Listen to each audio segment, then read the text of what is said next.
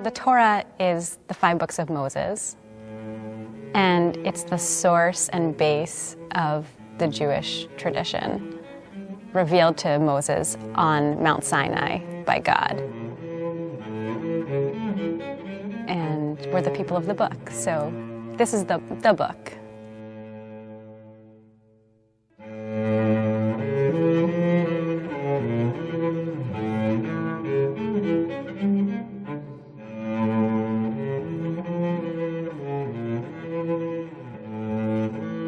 When a Torah is read in synagogues, it has to be read from a scroll, and it has to be written in a particular way, by hand.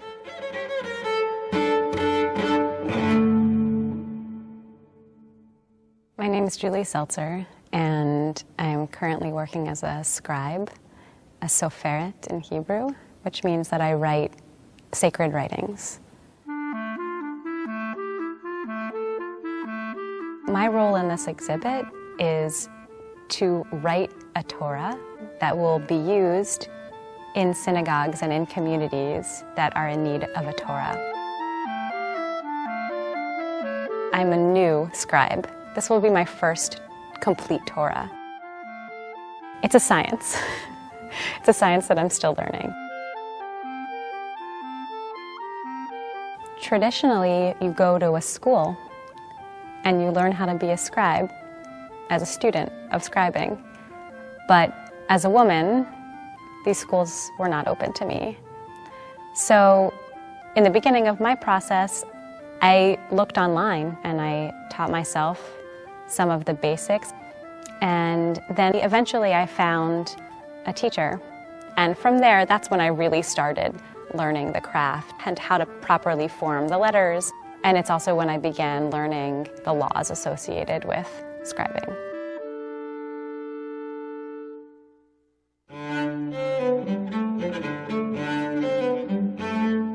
You start with parchment. And parchment is made from the skin of a kosher animal. And then there's something to write with, which is the quill, which is, for me, the most challenging aspect currently. Cutting the quill from a feather, just getting it the right size, the right sharpness, the right angle, the right flow of ink.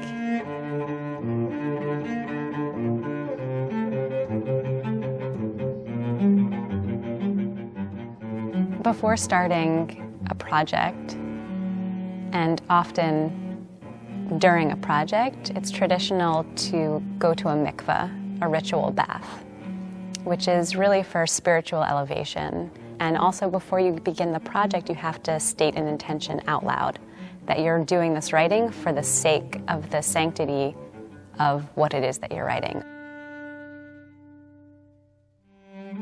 A Torah has 304,805 letters.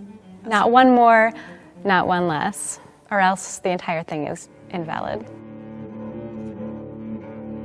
Every letter has rules that govern how the letter has to be written, because a letter can't look too much like another letter.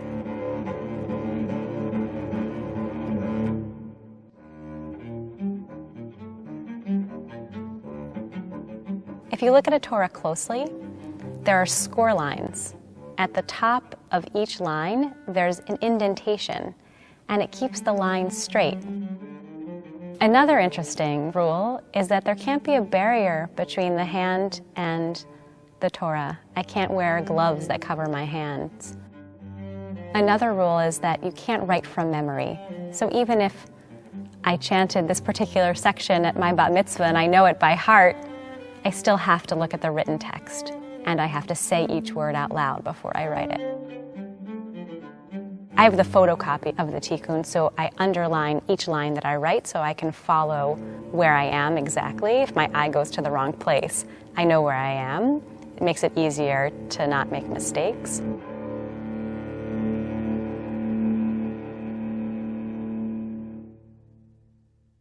The biggest myth about scribing that I've encountered is the myth that scribes can't make any errors, or else they have to start over from the very beginning of the Torah.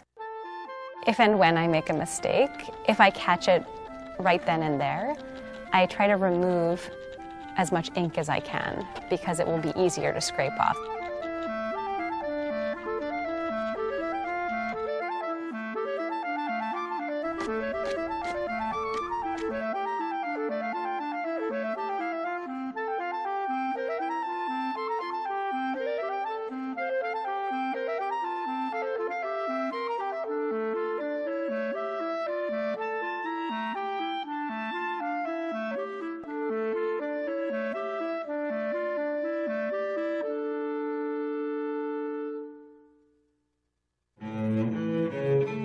Some days will be better than others. Everyone has their bad days. Generally, for me, it's a bad quill day, which just means that I'm forming and reforming the quills. But in the end, it's worth it, because if you cut a good quill, then the writing goes really smoothly.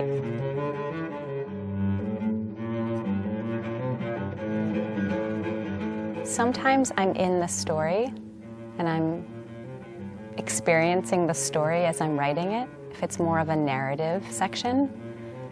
And sometimes I'm really not thinking at all about anything. I'm just writing. It's meditative, and I'm hearing the words, I'm looking at the words, I'm saying the words. You have to say every word of the Torah out loud before you write it. So I'm saying the word, hearing myself say it, and then writing it. Every single person that writes a Torah is going to write a slightly different looking Torah, even though it's completely anonymous. I'm not signing it. It's not my creative stamp, and I don't want that. It's a submission to something much larger than yourself. There's really nothing different about the Torah that I would create now versus 2,000 years ago in terms of the words and the letters. And that's part of what's amazing about this work, is that I'm writing the same words as have been written for this many years. And for me personally, it just connects me back to something bigger, something greater, something much more timeless than me and my very impermanent, quick visit on this earth.